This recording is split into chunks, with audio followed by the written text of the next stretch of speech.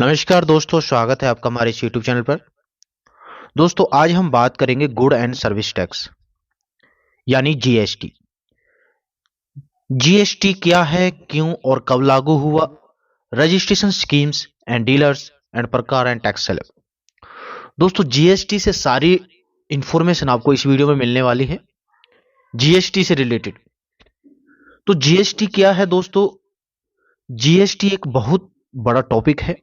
इस अध्याय में हमें सरल शब्दों में और कम से कम शब्दों में समझने का प्रयास करेंगे, जिसमें आप जीएसटी के बारे में जान पाएं। किंतु ध्यान रखें, सरकार समय समय पर जीएसटी से संबंधित कुछ नए नए अमेंडमेंट करती रहती है, इसलिए आप भी समय समय पर जीएसटी से संबंधित नई नई जानकारी लेते रहें। जीएसटी के बारे में समझने से पहले हमें टैक्स के बारे में समझना होगा कि टैक्स होता क्या है। दोस्तों, एक टैक्स का हमने एक बनाया हुआ है। ये टैक्स दो प्रकार का होता है दोस्तों, एक डायरेक्ट टैक्स, एक इनडायरेक्ट टैक्स।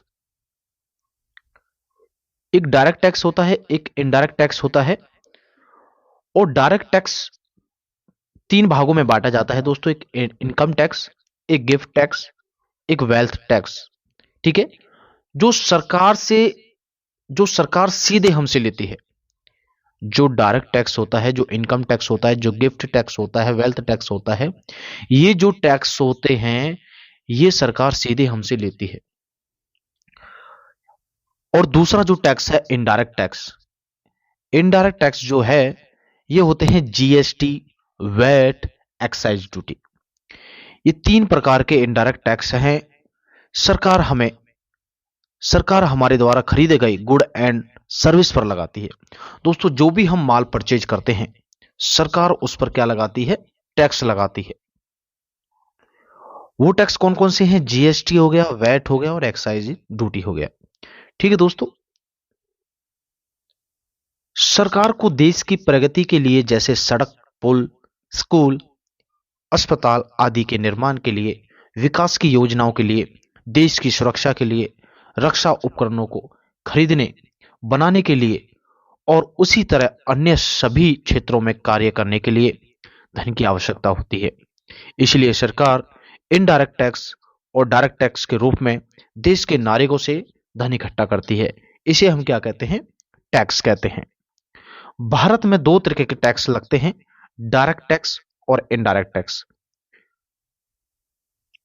डायरेक्ट टैक्स का अभिप्राय ऐसे टैक्स से है जो सरकार सीधे हमसे वसूल करती है, जैसे इनकम टैक्स हो गया, गिफ्ट टैक्स हो गया, वेल्थ टैक्स हो गया।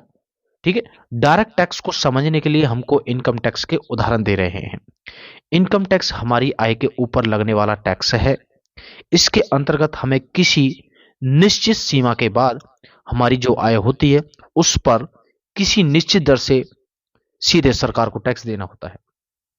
ठीक है दोस्तों, इनकम टैक्स हो गया, हमारी जो भी आय होगी, हमारी जो भी इनकम होगी उस पर एक निश्चित दर से सरकार हमसे टैक्स लेती है, जो कि हमें जमा कराना होता है। वो इनकम टैक्स होता है दोस्तों। और गिफ्ट टैक्स होता है, वेल्थ टैक्स होता है। ठीक है। ये हो गया डायरेक्ट टैक्स, जो सरकार सीधे हमसे वसूल करती है।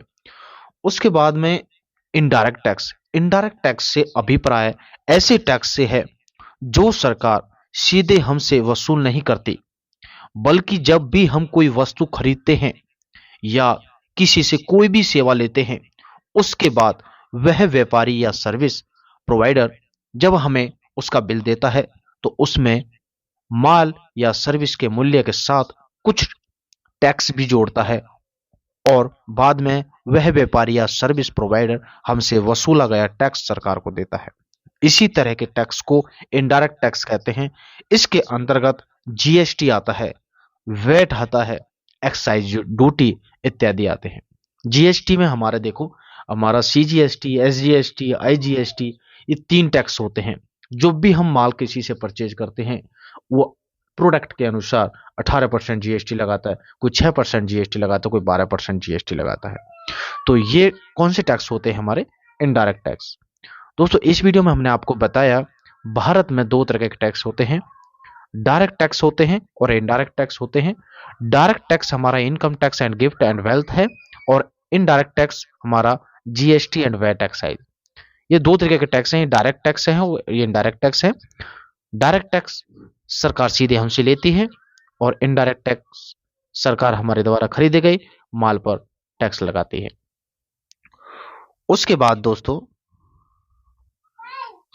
ये आता है GST, good and service tax. Good means माल या वस्तु, सर्विस मीन्स सेवाएं और टैक्स मीन्स कर। जीएसटी का फुल फॉर्म होता है दोस्तों गुड एंड सर्विस टैक्स। यह 3 शब्दों से मिलकर बना है। गुड्स अर्थात माल या वस्तुएं, सर्विस यानी सेवाएं और टैक्स यानी कर। इस तरह गुड एंड सर्विस टैक्स का अर्थ बना माल, वस्तुएं और सेवाओं पर लगने वाला कर। अब सवाल यह है कि वस्तुओं और सेवाओं पर तो पहले से ही टैक्स लगते आ रहे हैं, तो फिर जीएसटी की जरूरत क्यों पड़ी और इसके क्या लाभ हैं? दोस्तों वस्तुओं और सेवाओं पे तो पहले भी वैट था, तब भी टैक्स लगता था, लेकिन जीएसटी की जरूरत क्यों पड़ी? तो इसे लगाने के कुछ मुख्य कारण हम समझ लेते हैं।